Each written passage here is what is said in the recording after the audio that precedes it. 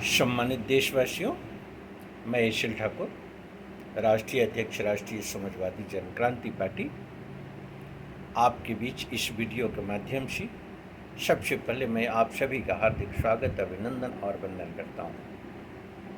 आज का विषय राष्ट्रीय समाजवादी जन क्रांति पार्टी का ज्वलंत मुद्दा दहेज प्रथा।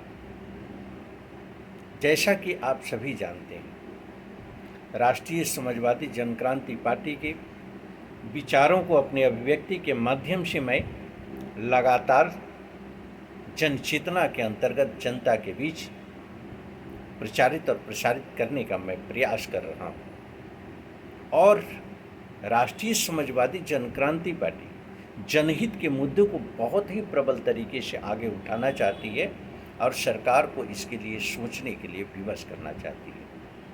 तो मैं इस संदेश आप सभी को देना चाहता हूँ, आएं मिलकर विचार करें, समाज का नव निर्माण करें, कुशल नेतृत्व प्रदान करें। इसमें आपकी सहयोग की सदैव मैंने अपील किया है। आज का एजेंडा दहेज प्रथा को लेकर के राष्ट्रीय समाजवादी जन क्रांति पार्टी का चिंतन। क्या सरकार नहीं जानती? क्या हमारे राजनेता नहीं जानते कि दहेज प्रथा के अंतर्गत न जाने कितने लड़कियों की हत्याएं हो जाती हैं, कितनी बहनें बेटियां प्रताड़ित होती रहती हैं, लेकिन इस पर चिंतन व्यक्त करने वाला कोई भी राजनेता टीवी डिबेट में नहीं दिखाई देता।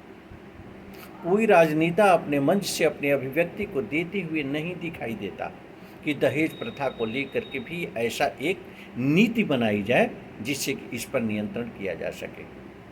अरे उनको क्या, जो कि नंबर 2 के लोग हैं, जिनके हजारों रुपए लाखों रुपए में बदल जाते हैं, लाखों रुपए करोड़ों रुपए में बदल जाते हैं, वो कैसे बदल जाते हैं ये जग जाहिर है। अगर उसकी बदलने की इस प्रथा की हम आवाज़ उठाना शुरू कर दें कि ये जो इनकी हजारों रुपए लाखों रुपए में बदलने की व्यवस्था क्या है, तो उस व्यवस्था का पर्दाफाश करने के बाद उनकी भी वस्तु स्थिति सामने आ जाएगी। वक्त आएगा, फिलहाल जवाब तो देना होगा। लेकिन मैं विशेष करके अपील करना चाहता हूँ, मैं आप सभी जनता से, आप सभी देश के प्रबुद्ध नागरिकों से इसके लिए आप आवाज़ उठाएं। आप सरकार को इस नीति के लिए विवश करें कि दहेज पर एक ऐसी नीति बनाई जाए जिसके अंतर्गत कि भारत सरकार पूरी तरह से फोर्सली यह कहने के लिए प्रिपेयर्ड हो जाए कि दहेज के अंतर्गत अगर ये प्रमाणित हो जाता है कि किसी ने भी कोई पहल किया है तो कठोर सजा दी जाएगी। साथ ही इस पर विशेष ध्यान देने की ज़रूरत है कि सरकार को एक निश्चित धनराशि सुनिश्चित कर देना चाहिए और उस निश्चित धनराशि के अंतर्गत ही शादी करनी होगी, चाहे आप शासनिक स्तर पर हो, चाहे प्रशासनिक स्तर पर हो, चाहे आप किसी भी स्तर पर हो।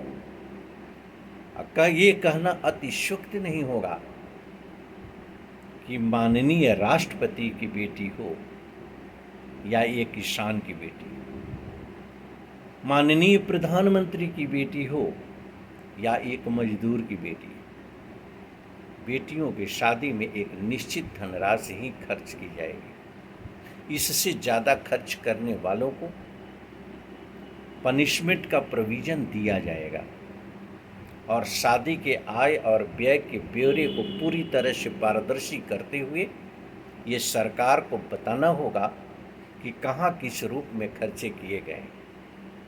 मुझे लगता है कि ये कठोर कानून नितांत आवश्यक है जनहित में।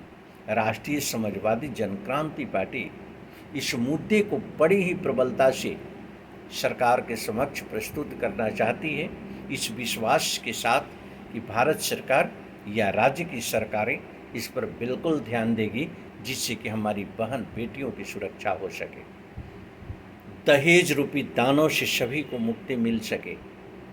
आज करोड़ों रुपए खर्च करने वाले वे तथाकथित लोग जो समाज के अंदर ये संदेश देते हैं कि अमीर की लड़की की शादी हुई है।